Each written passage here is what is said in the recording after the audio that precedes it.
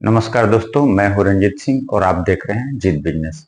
दोस्तों, मैं काफ़ी दिनों के बाद आज आप लोग के सामने आया हूं और मार्केट के हालात पे कुछ बातें ऐसी थी जो रखना जरूरी लगा, तो आना पड़ा।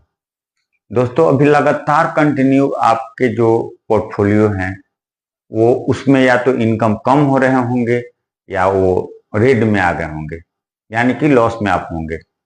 तो ये तो जाहिर सी बात है कि चार्ट, मैं पहले भी बोल चुका हूं कि चार्ट जो है कभी भी कंटिन्यू ऊपर की तरफ मार्केट नहीं जाती है। तो करेक्शन हुआ है दोस्तों, इसमें कोई दो मत नहीं है। क्योंकि सरकार, मैं पहले भी जिक्र कर चुका हूं इस बात का, दोबारा आपको बता दूं कि सरकार जो है, जब सभी को उम्मीद थी कि मोदी सरकार रिपीट होगी, वो भी हुई, लेकिन जो संख्या बल था सरकार का वो डाउन रहा, उम्मीद से बहुत कम रहा। और ये चीज मार्केट समझ नहीं पाई और उसके कारण सारे शेयर गिरे हैं। और उस समय से जो गिरना शुरू हुआ है, मार्केट अभी तक गिर रहा है। तो आप ये चीज तो कंफर्म समझ रहे होंगे कि मार्केट में चार्ट आप उठा लीजिए, जिस भी कंपनी का आपने शेयर अपने पोर्टफोलियो में रख रखा है वो देखना शुरू कीजिएगा, आपको उसी समय से गिरते हुए दिख रहे होंगे जब से ये काउंटिंग का रिजल्ट आया था। तो ऐसा नहीं है कि कोई एक पार्टिकुलर शेयर में, लगभग लगभग बहुत अच्छी अच्छी शेयरें धराशायी हो गई है। और उन शेयरों का खास करके स्थिति खराब हुआ जिसका उम्मीद बहुत ज्यादा था सरकार से कि ये अगर सरकार रिपीट होती है तो ये शेयर बहुत अच्छा करेगा, या सरकार का उस पर बहुत ज्यादा निगाह है। लेकिन सरकार तो फिर भी वही बनी है। हाँ, अब इस सरकार में और जो पहले की सोच वाली सरकार थी उसमें क्या अंतर है? तो एक छोटा सा मामूली सा अंतर है। वो अंतर ये है कि अभी जो सरकार है वो कहीं ना कहीं दबाव में काम करेगी। वो इसलिए कि आपने देखा होगा, अभी अपने बिहार को भी एक बहुत बड़ा फंड भारत सरकार ने दिया है। अगर यही आम सरकार बनी होती, अच्छी सरकार बनी होती, तो वो किसी दबाव में ऐसा कोई निर्णय नहीं लेती। उसको जो सही लगता सरकार वही करती। खैर, अब मैं बात सरकार की नहीं करूंगा, बात शेयर की करने वाला हूं कि अभी हमें क्या करना चाहिए। तो आज मैं आपको आईआरएफसी की बात करने वाला हूं।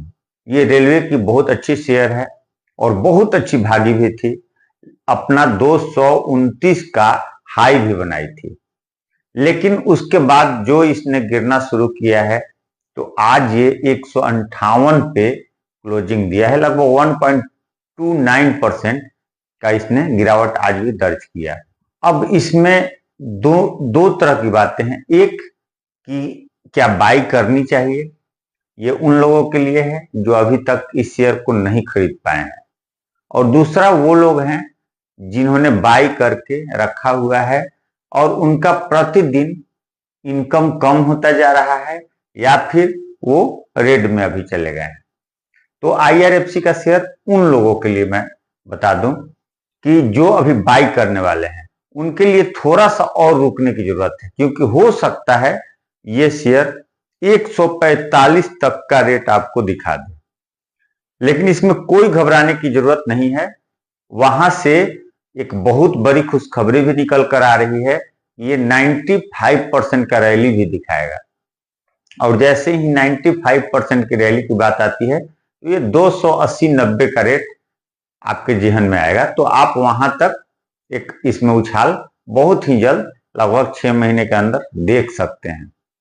और अब जो है गिरावट लगभग खत्म ही होने वाली है। बहुत सारी ऐसी कंपनियां हैं जो बहुत अच्छे खासे गिरावट पे हैं। उसमें मैं अभी सिर्फ आईआरएफसी की बात करूंगा कि आईआरएफसी ने 158 रुपया का आज क्लोजिंग दिया है। इसका जो आरएसआई है वो 29 का आ गया है। आज जो है 2 करोड़ का वॉल्यूम था शेयर में, और पी भी गिर के 32 का हो गया है। तो ये सारे जो हैं चीज आप आईआरएफसी में देख रहे होंगे। तो अभी घबराने की बिल्कुल भी जरूरत नहीं है। जिनके पास शेयर है वो अब उसको बेचने की गलती ना करें, क्योंकि शेयर कहां से ऊपर भागना शुरू कर दे ये कहना मुश्किल है। और ये शेयर जब भागने लगती है तो इसको पकड़ पाना भी मुश्किल हो जाता है। लेकिन जितना गिरावट दिखाना था उससे ज्यादा ये गिर चुकी है। ये कहीं से भी मूव कर सकती है, बहुत हार्डली गिरेगी। तो 145 इसका बहुत ही स्ट्रॉन्ग जोन है, वहां से ये रिकवर कर जाएगी। तो ये आप इसका ये मतलब नहीं हुआ कि आप 145 के ही इंतजार में बैठे रहे हैं खरीदने के लिए। खरीदने का एक अच्छा खासा जितना रेट आना चाहिए था नीचे, वो आ चुका है। अब इसमें मैं बात करने वाला हूं, आज जो है वित्त मंत्री निर्मला सीतारमन ने अपनी मीटिंग में बोला है 40,000 बोगियों को वंदे भारत के अनुरूप सामान्य रेल बोगियों में समय पे बदलने को कहा है। तो ये न्यूज आज कोई खास इंपैक्ट नहीं डाल पाई है, लेकिन हाँ, आने वाले समय में इससे IRFC को बहुत ज्यादा बेनिफिट मिलेगा और सरकार का फोकस इस सेक्टर पे बहुत ज्यादा रहने वाला है। अभी चूंकि सारे के सारे शेयर, आप ऐसा नहीं कि सिर्फ IRFC, आप जो भी शेयर उठा के देख लें, सारे के सारे शेयर गिरावट में हैं। तो इसका यह मतलब नहीं होता है कि पूरा का पूरा मार्केट में जितनी भी कंपनियां हैं वो खराब हो गई हैं। थोड़ा सा सब्र रखें। मार्केट में अगर सिर्फ जब ऊपर बढ़ना शुरू हो जाता है कोई भी कंपनी, तो हमें ये लगता है कि अब ये नीचे आएगा ही नहीं, और जब नीचे जाना शुरू हो जाता है तो भी ये लगने लगता है कि अरे अब ये तो ऊपर जाएगा ही नहीं। ये दोनों चीज गलत हो जाता है। अगर ऊपर जा रहा है तो भी मार्केट एक जगह पे जाकर रुकता है, फिर वहां से रिफ्रेशमेंट होता है, मार्केट थोड़ा सा नीचे आता है और फिर जो है ऊपर की रैली पकड़ती है। तो ये वही रिफ्रेशमेंट था, क्योंकि मार्केट 25,000 के लेवल को पार कर चुका है। और आप देखेंगे कि सारा कंपनी का शेयर जो है वो भी बहुत अच्छा खासा भागा था, तो वहां से एक रिफ्रेशमेंट लिया है। अब यहां से फिर से थोड़े दिनों में ही एक बड़ी रैली आपको दिख जाएगी। तो फिर हम कल आपको बात करने वाले हैं कुछ और शेयर्स के बारे में, जो कि बहुत ही अच्छे खासे गिरावट पे और बहुत ही अच्छी कंपनी है। अगर आपने उसको सही समय पे पकड़ लिया, आपने नहीं लिया है, तो आप उसे सही समय पे अगर पकड़ लेते हैं, उसमें इन्वेस्टमेंट कर लेते हैं, तो अगले 1 साल में ही हो सकता है कि आपके पूंजी डबल हो जाए।